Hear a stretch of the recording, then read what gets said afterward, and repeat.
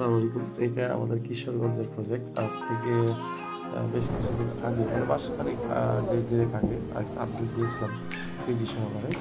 ওইটারই যে লেআউট দেওয়া হয়েছে, বিমের কাজ হয়েছে, বিমের কাজ এগুলো বিমের সাতাশ কমপ্লিট করে ছাদ বাঁধার কাজ সেগুলো আমি সব ভিডিওগুলো কালেক্টেড ছিল, আমি আপলোড করেছিলাম না। ছাদ বাঁধার কাজ হয়েছে। এটা ছিল একটা ৬ তলা বিল্ডিং, সরি ৫ তলা বিল্ডিং। ৫ তলা বিল্ডিংয়ের ১ তলা ২ তলা এটা ডিফেন্স, হ্যাঁ, ৩, ৪, ৫ মিটার, তারপরে সিঙ্গেল মিটার ছোটো ছোটো কাজ। এবার কিশোরগঞ্জ সদরের রয়েছে।